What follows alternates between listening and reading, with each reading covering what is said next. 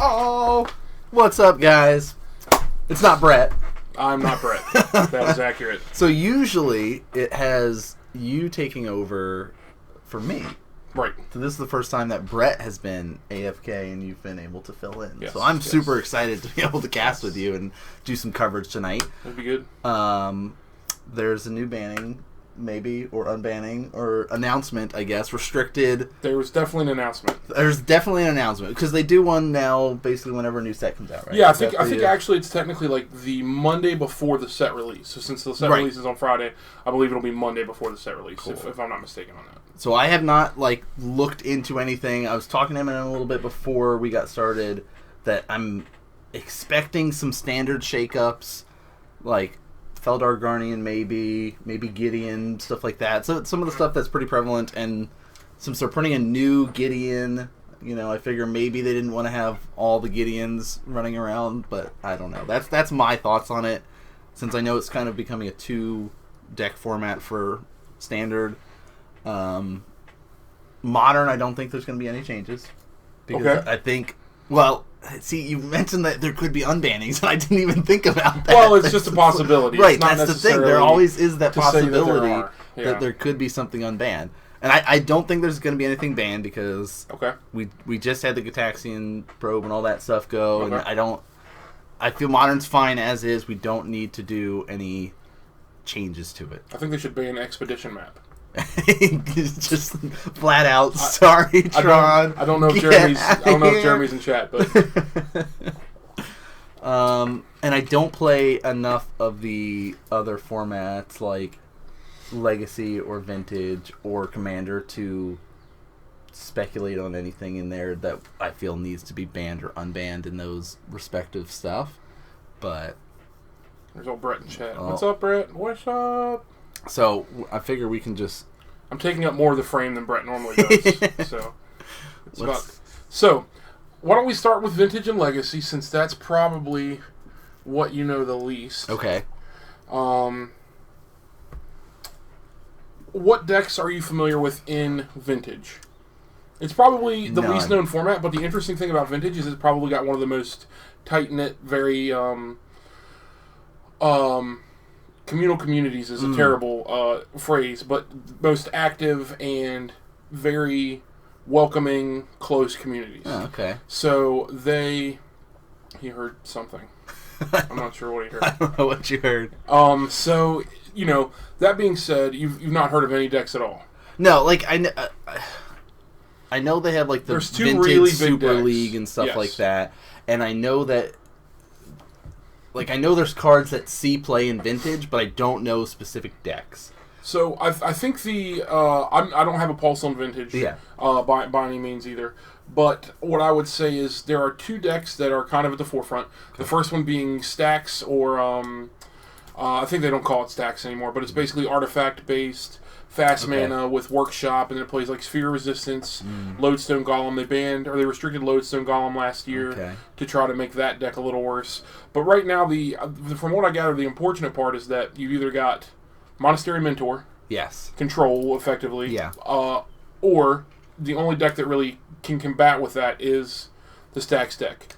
Oh, okay. So this is going to hurt your heart. You didn't even know it was going to hurt your heart, but this is actually going to hurt your heart. Oh, no. They have restricted Gitaxian Probe in Vintage. Really? Yes. They've restricted Gitaxian Probe in Vintage. Okay. So they also restricted Gush in Vintage. I know that you have a lot more love and experience with G-Probe. Yes. So Gush, if anyone doesn't know, is the only way you cast it is you return 2 islands to your hand and you draw 2 cards. You can pay 3 in a blue if you want, but no one ever does. Yeah. So, when you start thinking about cards like Fast Bond, where you can play an additional land and lose 1 life, it can actually net you mana because you can float 2, return them to your hand, draw 2, replay the lands, and you can actually end up getting 4 mana off of a Gush instead of 2. So it's a very powerful card. The thing with Gush is that it's been tinkered with a lot. It's been in, it's been out, it's been in, it's been out. Okay. And so this isn't the first time that they've seen it? No, I think actually in the last 3 years or so, I could be mistaken about the math, they have unrestricted it, and restricted it, and unrestricted it, and restricted it again. So, so that's always been an issue with that card. It's just really, really good. Yeah. So... And Gataxian Probes, I guess, makes sense why they might restrict it. Right. Well, the comment I made is, Perfect Information is good. Yep. Free Spells is good. Yep. Free Spells are good. A free spell is good. A free spell is good. And the card draw is good. Yeah. And those are probably three of the most powerful things in Magic that you can acquire, and that card gives you all three of them for just 2 life. Yeah. Easy. The resource that you start off with the most of in a game of Magic. It cheats all the other resources that aren't as big there. So those are your 2 bannings or restrictions in Vintage, rather. It's very difficult to get a card banned. Yeah. So mainly Mentor was a big problem, and they're thinking that if they get rid of these 2, it will help with some of the balance and maybe open the metagame in for other decks. Diversify it a little bit more. Right. Okay. So it's also possible that it just really pushes stacks up over the edge. But again, I don't know the format well enough to actually say that. Okay. So Standard, no changes. Oh. Okay. Now, they did say that they were specifically keeping an eye on, and I hope Brett's still watching, because they were keeping an eye on the Saheeli-Felidar combo. They decided not to give it the axe yet, but they did mention it in their announcement that maybe it would be a preemptive... We'll see how it goes once the new set comes out. If it's still as oppressive, then yes, exactly. It's probably not going to stick around. Okay. I guess I can understand that. They banned stuff recently with Standard as well, and a new set is coming out, so they want to see how it might diversify. And something to keep in mind too is the Standard that we're currently in isn't one that they ever anticipated us being in. True. So that is true. Due to the community outcry, Wizards listened, but what a lot of these people don't realize is if you are, thank you, Brett, if you are upset about some of these bannings, we really have no one to blame but ourselves, because the community was like, hey, we hate this rotation. But we're like, okay, but just so you know, we didn't know how these cards were going to interact together. There's Monastery Mentor for you in the chat, by the way. Brett is a big fan of that card in Modern himself, and then the card is absolutely bonkers in Vintage. Yeah, I could see that. So, yes. So no changes to Standard. Right. I'll say Modern for last. Okay. Actually, I'll go ahead and tell you there's no changes in Modern. Ah, okay. I wanted to save it for last because of Modern Magic Mondays, but the thing is it's not exciting to go, so no unbannings or anything either. All right. But Legacy, there is a big one. Okay. I actually haven't looked at Commander or anything, but nothing's been blowing up on my feed, so it's possible that nothing changed. Legacy. Let's see what's some crazy stuff. I don't see... I would have said maybe like Brainstorm, and except for Leovold's been doing work in Legacy, and I know that, and that hurts Brainstorm, so I don't think they would get rid of that. I think Brainstorm personally should have been banned like 3 or 4 years ago. Yeah. I'm a big proponent of that, or ban the fetch lanes, one of the two. But the interaction of Brainstorm and fetch lanes, I think, is just it's actually, and I know we're not Legacy, so I'll keep it brief. Yeah. But the problem with Brainstorm in the format is that every deck that plays blue plays 4 Brainstorm. Period. If you look at any deck list that plays blue outside of, maybe All Spells has a blue card in it. I don't know about, but any actual blue deck plays 4 copies of Brainstorm. Period. It doesn't matter what it is. And the decks that don't play it are things like Nick Fit, Death and Taxes, and you have some like Eldrazi, but none of those decks play blue. Yeah, so you don't have to worry about that. Okay. And then of course Lands, which also doesn't play blue. So most of the top decks that in the format play Brainstorm, and all of the decks that play blue play Brainstorm. So to me, it's kind of criminal that they haven't banned it yet. Yeah. And Mox actually, John Mathias, who plays on here, fairly regularly, he said to me a long time ago, he said, is there ever a time where you want Brainstorm more than Ancestral Recall? And Ancestral Recall is just 1 blue, draw 3. Yeah. And Brainstorm is draw 3, put 2 back. Yes.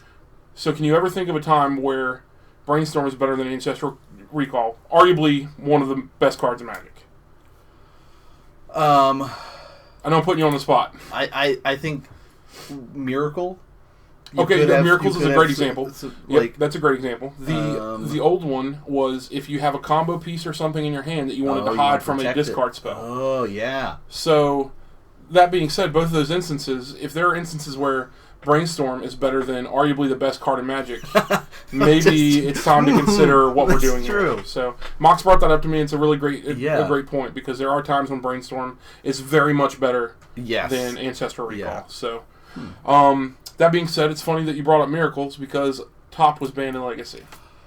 Ooh. So Sensei's Divining Top, Sensei's Time Waster, whatever, however you want to look at it, is banned in Top. So does the Miracle deck still... Well, that's the question, right? Because, and something again, Mox is a smart gentleman. Yeah. He brought up, he said, it leans more heavily on Brainstorm now, which should be banned. It leans more heavily on Brainstorm.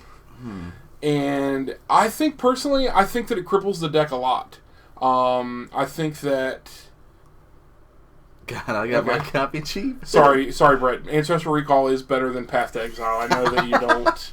don't agree with that, but the thing to also consider is that Ancestral Recall can draw you Path to Exile. That's true. So maybe you can draw your Path to Exiles with your Ancestral Recall, and then we can perfect harmony. But yeah, so I mean, a lot of people are really upset by this. Sensei's Divining Top is a very interesting card. People are going to think that I'm actually absolutely in love with Mox tonight, because you're going to keep when it started, it was in Standard with Dark Confidant, which is a huge Modern card, and a lot of people are like, oh, this is just horrible, it's bad. At best, it's like a Phyrexian Arena, right? Because you can put the top back on top, and then you lose one life to the Confidant. We're like, no, this is such a good combination that people should do it, and I'm glad that you can't argue right now. But it's such a good combination, and people were like, oh, I don't know, it's not very good. Obviously, they were proven wrong. Yes. But Top is a very beloved card. People in Commander are all about it. It's very polarizing. People either love Top or they hate it. So there's going to be people cheering today, or there's going to be a lot of people upset today. So I personally love the card. I think people do take too long with it. I think that personally I try to make sure my tops are always expeditious and necessary. But I've seen people, especially in Commander, where there's definitely more casual players, they'll top 3, put it back, and then by the time it goes around, the other 3 players or 4 players are like, oh, I forgot what it was. What is it again? That's not... No, just please stop. So, and you watch players like Joe Lissette, he is an absolute master with the deck, and he would constantly be so quick and make his decisions to where playing against a player like that, I don't think you can make the complaint about the deck or the card needing to be banned because it takes too long. Unfortunately, not everyone is him, and they don't play as quickly as he does. Okay. So when I watched him play on Miracles, I was like, if everyone played like this, I would have no complaints about this card at all. But the other big complaint I saw a lot of people on Reddit and Twitter complaining about is that there's no dedicated control decks in Legacy once you get rid of counterbalance, countertop. So that's true. We'll see what happens. They're not wrong. Force of Will is a huge card in many decks, but again, that doesn't make you a control deck per se. Right. That's just Reanimator plays Force of Will, and it's not exactly. Like, so, just a little bit of tempo and a little bit of tempo loss, but a little bit of protecting your combo and that kind of stuff as well. So, okay. I think the standard and modern. Just that's the it. top? Okay. Yep, I think the standard and modern is an interesting one. I think it's probably fine. Yeah. Especially with Amonkhet coming out Friday. Yep. There's a lot of cards that could shake up a lot of brewing to do and things like that. So for both formats. Exactly, yeah. So, modern, I agree with you, is kind of healthy. We see it at our store. You can't really use that as the metagame. True. But there is a very diverse... But, I mean, even just looking at, decks. Like, the invitational qualifiers or the opens or classics and even... You might make the argument for who's 5-0ing leagues and stuff on Magic Online is that there is a pretty diverse set of decks that are making top 8s and stuff like that, and it's not just the same deck and there's 4 of them in the top 8 kind of thing. Right. So. What's up, Muscles? The bearded one is not here today, so you got me instead. But I'll be looking out, hoping there's some Merfolk, although I don't think that... No, we haven't had Merfolk in a little while, so... All our Merfolk players are off doing great things in the world, Muscles. So don't worry about them. They are a-okay. All right, so season 2. What season 2? Week 2 of season 5. Wow, words and stuff. So let's just get in and talk a little bit about points and stuff like that because we have that to look at real quick to start the season out. Because so here is our points, right? This is our points. Spoilers. I come prepared. So Brett's not here, so if any of this is a little clunky, blame him. Exactly. I mean, that's why. Not blame him. That's why. Because he is the... because he helps keep me in line and on track to know what I'm supposed to be doing. That's really what it is. So, but no, this is a good showcase of our first week, and we had a lot of players come out and play. And Season 5 has kind of been like that. We've had both weeks quite a lot of people show up and play, and we've had 5 rounds both weeks, which... By the end of Season 4, about halfway point, we were pretty much consistently having 4 rounds. So this is nice to see. And in the early weeks, you're going to see a lot of shuffling around from our players because it's easy to go and get 6 points here, 3 points there, 9 points there, and just kind of shuffle around amongst the top couple spots there. But did want to showcase again for everybody watching at home. And also you guys can check if you're watching on Twitch. Down below, it's got the information for... the points as well, so we'll do our best to try to keep that up to date this season. I slacked off last season. So let's jump in, and we can talk more about bannings and all that stuff as we... Oh, thanks, Muscles. Muscles with a host. As we go through the different rounds. The folkiest of hosts. The folkiest of folks. All right, so here's the other thing, is because... we are trying out this new overlay. We are trying to see how focused and how much we can pay attention. Oh no! Because now you've done it. Yes. So this is the real test, because we are now keeping track of life totals. Week 1, we were spoiled by Brett sitting down and keeping track of it. We had the papers and stuff like that, but I said, you know what? There was points where I just didn't look at the paper, and that's on me. So I was like, you know what? I want to try just to see how well we can do keeping track of points without any additional information and just watching the match and trying to do. Because we did that before, like at the very beginning of Modern Magic Mondays, before we got the iPad and stuff like that. Right. So, or before I guess Dice and then iPad, but Boxcars. Wow. Rolling it out here. So, TJ's back on Affinity. Had been off it for a while and, loves all of the hate that comes with it because everybody has Affinity hate in their board, it seems. Yeah, and I think that was always his biggest complaint. And it's like, the thing is you got to realize, too, or TJ, Affinity players, you have probably the best Game 1 matchup against every deck in the format, but you probably have the worst Game 2 and 3 matchup against every deck in the format. Yeah. So it gets pretty rough for the players, but, he's done really well. He's Season 3 champ. Season 4 champ. Season 4, sorry. Yeah, we just finished Season 4 champ. So, he knows what he's doing. And he won with Affinity for that season, too. So that was the one that he piloted to the victory there. Well, there was a big play for him, if I recall, against Living End, where he sacrificed everything to the Ravager, let the Ravager die to the Living End, and then put the modular counters back on, which a lot of people are get confused on the interaction because they don't realize that it's the Living End exiles the graveyard and then sacrifices and then puts the playback. So that's where he is with that. It's hard to read and talk at the same time. It is. It gets distracting, and that's why. So what am I doing on my computer there? I'm not sure. Maybe somebody was asking for an Oracle text or something? No, I would have showed it on my cell phone probably. Okay. I must have seen a funny picture on Facebook. It was probably a cat video. Probably a cat video. So, Max had been playing a lot of different decks. Was on Goro's Vengeance for a while. Tried out some Tron for a little bit. And now he's settled on Abzan. So, been playing it for a couple weeks now. Seems to be enjoying it from what I know. But it seems that, more people are going the sort of mid-range style. We've got some Jund players, some Abzan players now at the shop, as well as, the regular Death Shadow and things along those lines. So we've got a pretty good snapshot of the overall meta at our shop, at least. Yeah.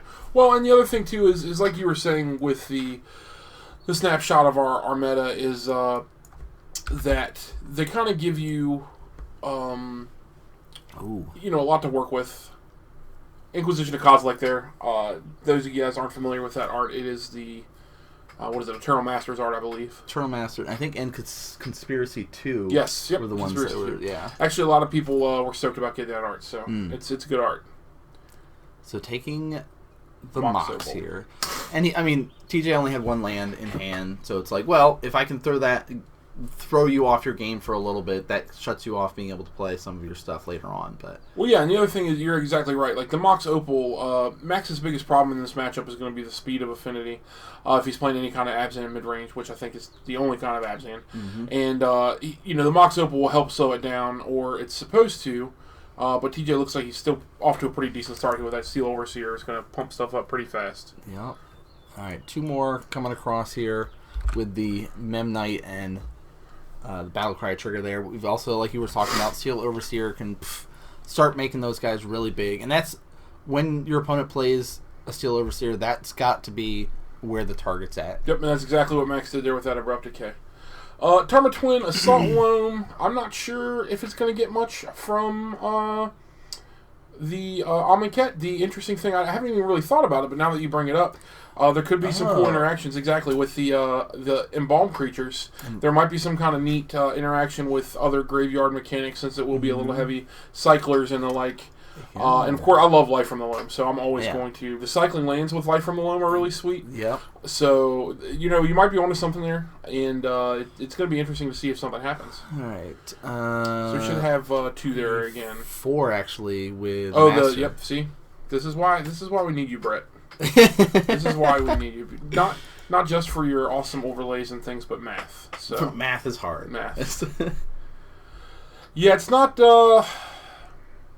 It's not looking good for the good guys here. I think it's a really hard down to 9. It's a really hard line when Affinity gets a start like this, and even with he's got access to Abrupt Decay, Path, Fatal Push, Scavenging Ooze. It doesn't have green to start gaining life. He's got to be representing Path or something here. Fatal Push with that Godless Shrine for 2 life. There's obviously no way he's just going to take damage for the sake of taking damage.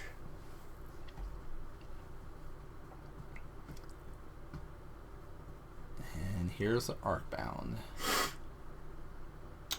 The Arcbound probably should have been responded to there if he does have removal, because now he can start Max's stacking. removal's kind of dead. Exactly. He's just gonna grow the Ravager. So I don't know if he has it or not, but all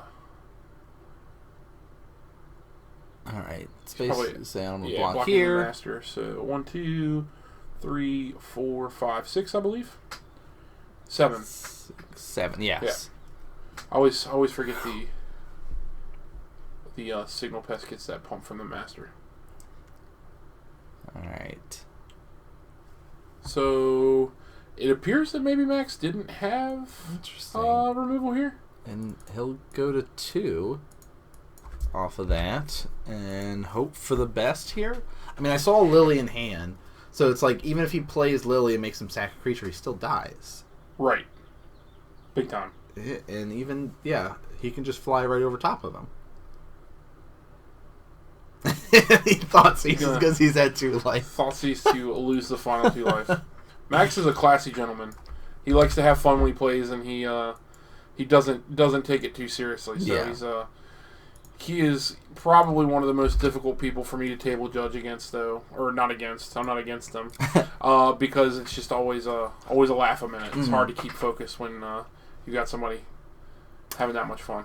All right, so you write these down every single week. Yes. You don't get to read them off as much, so I'll let you pick who would you like to discuss first, then.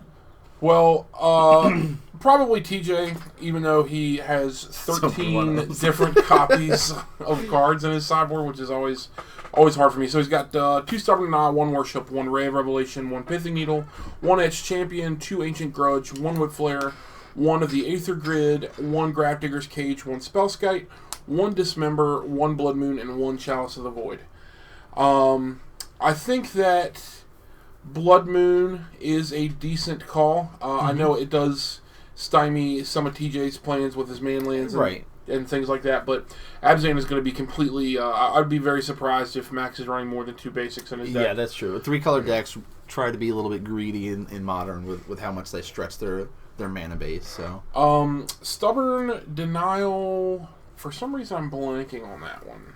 That's the counter unless they pay 2, I think. Oh, is it the counter unless they pay 1, and then there's the ferocious just counter it. Yes. So, I don't know. I mean, you could. I think that TJ wants to be the beatdown here. I think that he has to recognize that Max is a control deck and he is the aggro deck. Mm-hmm. So he might not even make too many changes. I think Ancient Grudges is out. Dismember's a possibility because the creatures are probably going to be a little bit bigger. Mm-hmm. He might bring in that Spellskite to help, redirect some of the removal. But the only thing with that, again, is that all of Max's removal is going to be a 1-for-1 here. The Path, the Fatal Push. Yep, so it's not like you can be like, oh, you have a Lightning Bolt, now I'm going to 2-for-1 you. So even that's a little questionable to me. Etch Champ is also a decent idea, maybe, because all of his everything is colored. He's going to have multiple colored cards, so he's going to just pretty much be protection for everything in Max's deck. So yeah, I like the Etch Champion. What about...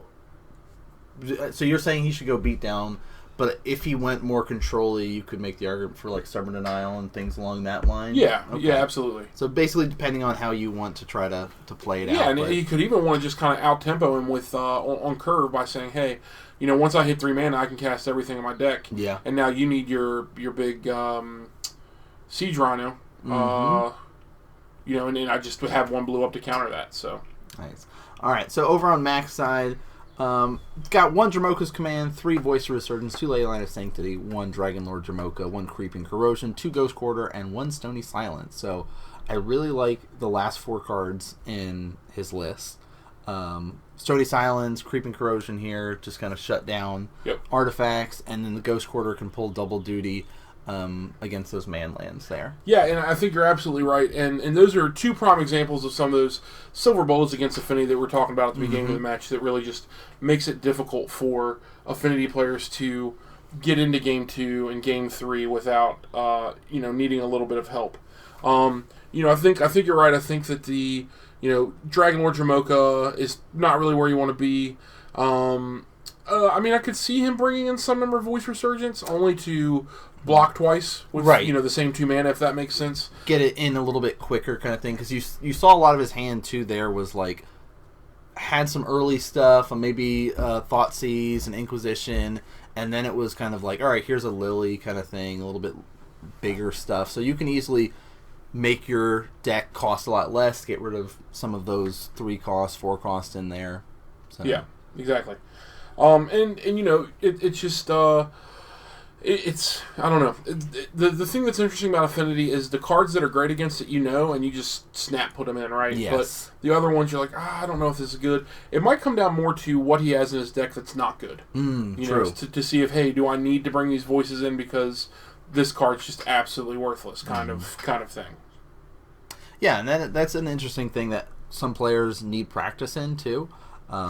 They've talked about it in our interviews and stuff like that. I need practice sideboarding, and I think it's the most difficult part of the game. When I played more competitively, it was definitely always the thing that I struggled with the most.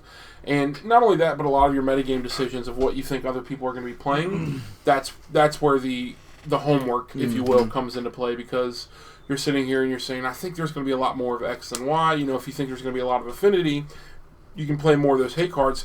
But if you don't think there's going to be much Affinity at all, those cards are just terrible against everything else for the most part, right? They're just dead cards on your board. Yeah. It's outside of like decks like Eggs or, something like that.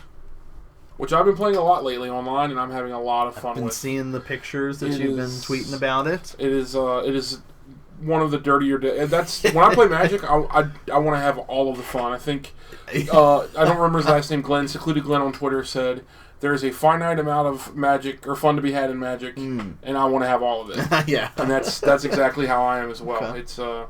It's a very greedy deck, but it's got a lot of lines that are interesting. So it's everything I want in a Magic deck. It's rude. Your opponent doesn't have fun, and it has me thinking a lot personally, which is good. Yeah. It's just that Mox Opals are like $1 billion in paper and online. So yeah. I think I was talking to Trip specifically about putting the deck together when I told him, I said I was having a lot of fun with it. And I showed him the list, and he's like, I'm pretty sure the Mox Opals are, like $160 of the deck, and then the rest of the deck costs like $5. I think that's accurate. That's not surprising. Chromatic Stars, Chromatic Spheres, and Terrarians are not the most expensive thing. Not really. Chris Hare, that artifact combo deck is actually the eggs deck that I'm talking about. So yeah, it was like 31 damage from Aurelia's Fury on turn 4, I think it was, and I was actually playing against a Soul Sisters. Oh, so I had to do 31. It wasn't like I'm winning more. They had actually gained 31 life. Yeah. Wow. So, and I mean it's really.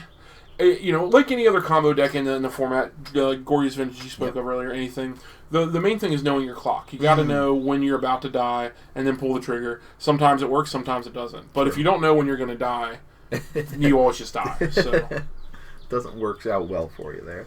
Yeah, Chris, here I've been watching Conley Woods actually played a lot. That's the list I started with. He, I don't know that he necessarily, created the deck. He may have, but it's a very Conley Wood style deck, and he has a lot of fun playing it. So it's kind of what made me want to pick it up in the first place. So TJ's going to mulligan again here, which is good for Max, not good for TJ. Yeah, especially because Max on the play and probably has some form of hand disruption. Inquisition, Thoughtseize, and his opener right here. Doesn't like the old mulligan to 5 and then Thoughtseize by your opponent on turn 1.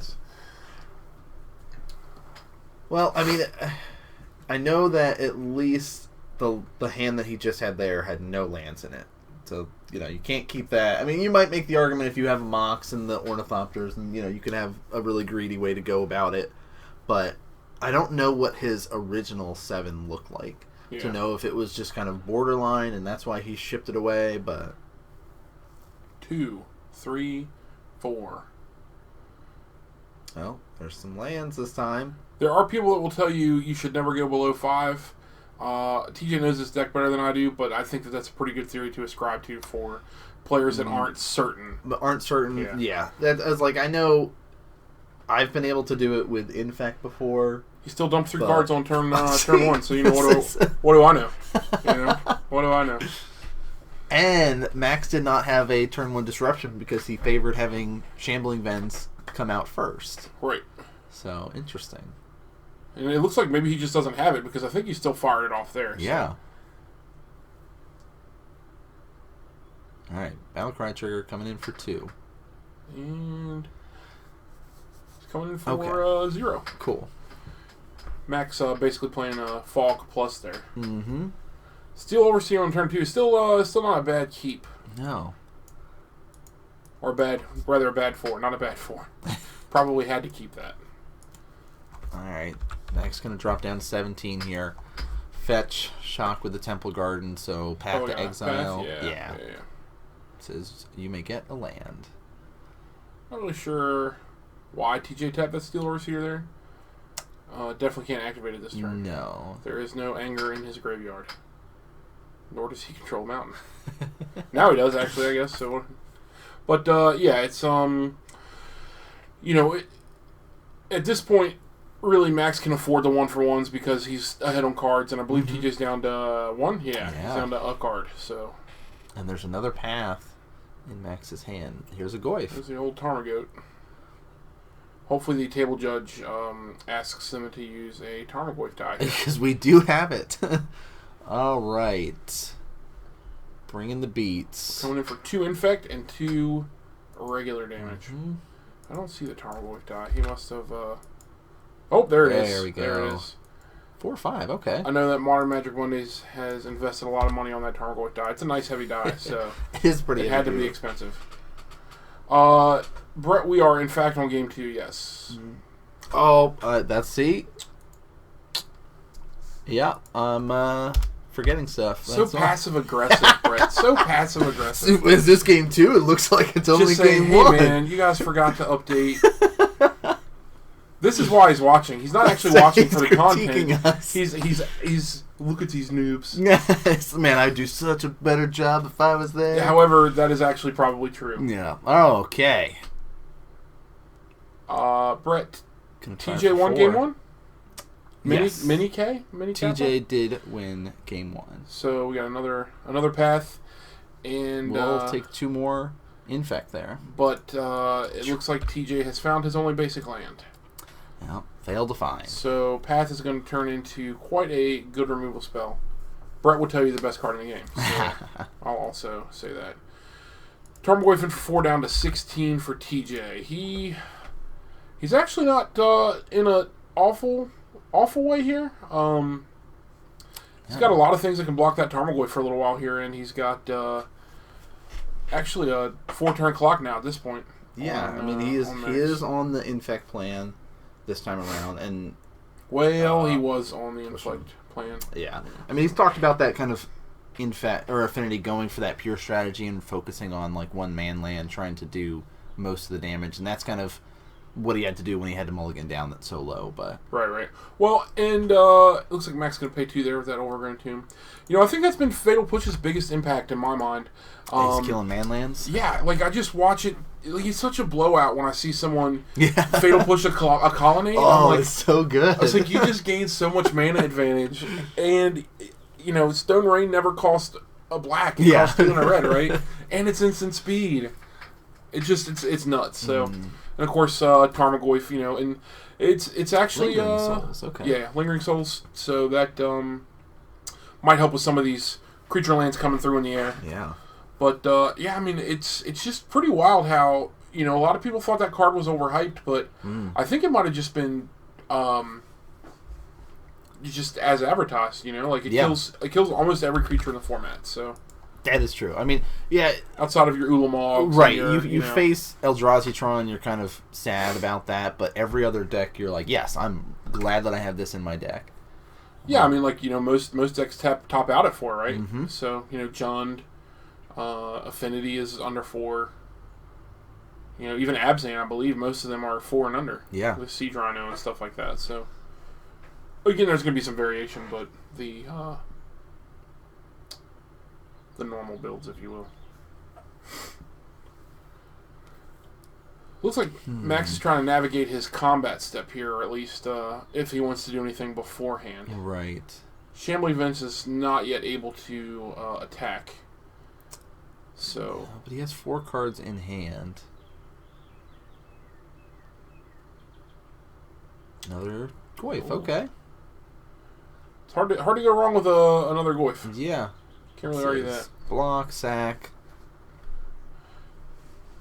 So again here, TJ really kind of able to stave it off, but not progressing his board state against a deck that's bigger and, wider than he is probably not where he wants to be. And it looks like he did draw a Galv Blast. So not really where he wants to be. No, because he's going to have to pay 2 for it if he wants it to do 4 damage, right? Yeah. He doesn't quite have Metalcraft unless he activates a Nexus. Right. And even then, it's like, what is he going to shoot off here with that? Like, he can't kill the Goyf at this point. Yeah, or the face. Like, those are really the only options, right? Like, and a token is absolutely the worst feeling in the world because, Lingering Souls is already, like, a 2 for 1 in the worst of times. All right. Stony Silence. It's a magic card. Huh. So, yeah, I guess TJ doesn't have any responses to it. So we're going straight to combat here. All right, 5 more. His response may have been, sure, buddy. Yeah. You've got it. You have that silver bullet. So it looks like he's going to point that Gal Blast at face, which at this point is probably the best bet. Yeah. And he'll just scoop up at that point. Yeah. Go down swinging. I like it. So I do believe we are about to get into our sideboard decisions. Yes. I think, not to rush you there, I think I saw TJ flash a Ray of Revelation when he was mulliganing. Okay. Which would make sense after we just saw his demise to that Stony Silence. Which I didn't really consider, but, it might be one of those things where you just bring in the artifact, or the enchantment hate if you think they're going to be on Stony Silence, because I know just from having played Eggs, it's kind of the same thing. I have a lot of trouble with Leyline of Sanctity. Right. So I just pretty much bring in the enchantment hate, assuming, hey, you're playing white. You probably have Stony Silence, or you probably have Leyline of Sanctity. So that's definitely a possibility here. So it looks like Max brought in 2 Voice Resurgence, 2 Ghost Quarter, 1 Stony Silence, 1 Creeping Corrosion. Okay. And he took out 3 Thoughtseize, 2 Collective Brutality, and 1 Liliana. So that might make sense as to why we didn't see that turn 1 discard, because he removed it down to the Inquisitions. Yeah, and I like that idea. Like, Thoughtseize, you have to lose 2 life for. Inquisition works just fine, and most of the time you're seeing the Affinity player dump their hand pretty quickly. Right. So having that later in the game is kind of a dead card. So, and TJ decided to bring in 1 Aether Grid, 1 Worship, 1 Etch Champion, and 1 Ray of Revelation. Took out 2 Steel Overseers and 2 Galv Blast. So again, the same thing, kind of, we saw Galv Blast there, and it was a little ineffective compared, so maybe that was his thinking, and it looks like maybe he was right to do so. So we're off to a fast start. Both players kept their hand this time, and he starts off with a Vault Scourge and a Mox Opal. The old Ornithopter, and he's got, both Nexi again there, it looks like. And our favorite Cranial Plating. Oh, man. So we're swinging 4, 5. And he says, yep, gotta push. For 1 black. Easy come, easy go. Mm-hmm. And Ghost Quarter. Gonna hang out there. So say, hey, if you want to go for that man-land plan this time, I have a response to that. Yeah, Ghost Quarter is an interesting card in this, specifically this board state, because Max has got to be worried about getting too far behind with his mana because he needs those to cast his bigger cards, but he's also got big creatures coming at him. Activating that too, so we're 1, 2, 3, 4, 5, 6, I believe. 7 with the blink as well. So whew, dropping Max down to 13. That was a quick swing in there. And at this point, Stony Silence doesn't even really do it for Max. Because that Ornithopter is still going to continue to come over. No, I think be very large. And it looks like Max is hiccuping on some lands, so that Ghost Quarter's really... Yeah, I think he could have hoped for is getting like a Lingering Souls there to come up the board and kind of slow him down a bit, but not having any lands, this is not looking good. Just gonna... Oh my. Oh. That is the sign of a desperate man. Oh. For 2 mana, I would probably put him here on an Abrupt Decay here, likely for his removal spell. I don't know if he really runs anything other than... yeah, I guess it has to be an Abrupt Decay because TJ just bent that Cranial Plating. Yeah, wow. Naturalize or something, I suppose. But so I think Max knows he's in quite a bit of trouble here. Yeah. Arcbound Worker. Those of you not familiar with Arcbound Worker, it's a simple 1/1 with modular. It was very, very big in the original Affinity deck back in Standard. Only time you see it now... Oh, Modular Worker. See, that's what you get for typing and talking at the same time. Only time you see it now is in that Hardened Scales deck out there, which I'm a big fan of the deck. I think it's really fun. Yeah, I played it against it the other night. It was definitely interesting, and it can kind of just win out of nowhere. Yes, it can. So it was just like, well, I guess I'm just dead. So there's Arcbound Worker for you. Pretty much, just a 1/1 artifact with modular. So I like the Worship though against Max. Yeah. Like, you have so many man lands that if you need to, you just activate. Hey, I have a creature. Yeah. The other thing is if Max didn't bring in his any kind of enchantment removal. What do we have there? I think he was moving to discard there. I had to discard something. Still short on lands. Yeah, and if like you said, if he didn't bring in any enchantment removal, which he likely didn't, it's gonna be a lot of trouble because he can just, like you said, activate, and Max is gonna need a lot of removal spells to get through all those creatures. He is swinging in for a lot here. 1, 2, 3, 4, 5. Don't know if he animated those. I don't think he animated anything. Doesn't look like playing cast. So 4, yeah. Drops Max down to 8. Not really sure why he didn't animate those there. I know he actually has a card in hand. I see it now. It's just not hard to see against the mat. Because of the 2 extra damage there. Would actually slightly change the clock a little bit, but... All right. Looks like we will be fetching up. Yeah, I guess his plan was to... He ended up bidding that Lingering Souls to his discard step. So I guess he's flashing it back here now. But that would put him to 5 if he has to fetch and shock to be able to do that. So, yes, he's got some blockers for now.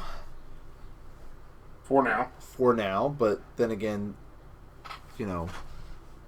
there's a lot of man lands available for TJ to start going wide. Yep. I mean, he does have only one Blink Moth there. So he's going to say, okay, I'll swing in like this. You can individually block if you want, or, only block one.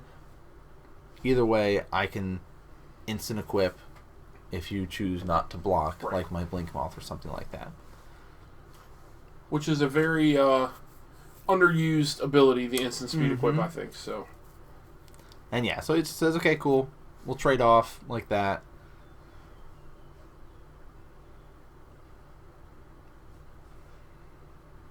Oh. And then I've got this guy that you can't do anything about at all. And just equip that on there. Good luck. Maybe he's got a swamp in hand and plays... Or you could go like Spirit God, Spirit God, Spirit God, Desperate Ridge. Shatter Storm? There you go. Yeah, we see Max just sort of shrugging at that point. Grimflayer put up some good fight, but... I mean, Brett's a fan of Grimflayer. I'm not sold on him yet. I haven't really seen him and been like, man, I'm really glad that Grimflayer is in this list right now. Yeah, I think the thing is that he is great in the matchups that he's decent in. Yeah. And then otherwise, he just kind of looks like a bear yes. sometimes, I think. He's so. like, oh, cool. Here's my 2/2. Yeah, I'm playing Grizzly Bear. So, I mean, he's probably decent against, some of the mid-range decks, but against some of the aggressive decks, he's just a little too slow, I think. So. Yeah, which is true. All right, so that was round 1. Got to see some Abzan, got to see some Affinity, and now, I thought I heard Ric Flair. Now we've got some Ric Flair. Sweet images for y'all to enjoy. Woo! Look at that. That is sharp. Right? That is sharp. And we get to see who is next on camera. Actually, now looking at it in these color choices of this like pink and red and like the light blue, I'm wondering if there's any people that might be like colorblind or something that can't see the light blue with the redness behind. I don't know. Then it'll be a mystery to them. Then it would. Who's on camera? I don't know. It just looks like a lot of points to me. But no, we started sitting here and going over the points wise so everybody can see. Well, even Brett and myself are included in the list now. There you go. I know that Jeremy, does make a big stink about you guys not playing in the Invitational. But this is the next best thing. It's like you're actually playing. It's like we're actually part of the part of the Tuesday like you're real nights. People. So we've got 2 newer faces, if you will. Okay. With Alan Ryan battling it out, and actually you can see a lot of newer faces because we had some people come up from. The West Virginia area. Yeah, Al's actually a regular player up at the Martinsburg store up there. He's actually top 8 at an SCG Open, I believe, or at least nice. There was a decent sized event he did. Yeah, it was either an Open or like a one of those day 2 decent sized events. So he in standard, I believe, in that format. But cool. Al's been playing for a long time. And who did he come up with? I'm trying to remember specifically. I don't know. We can figure it out. But figure it out. Yeah. So I saw him up at the Romney event as well. So he definitely travels around. Definitely travels for some Magic, nice. Which is always a good thing to have in a player.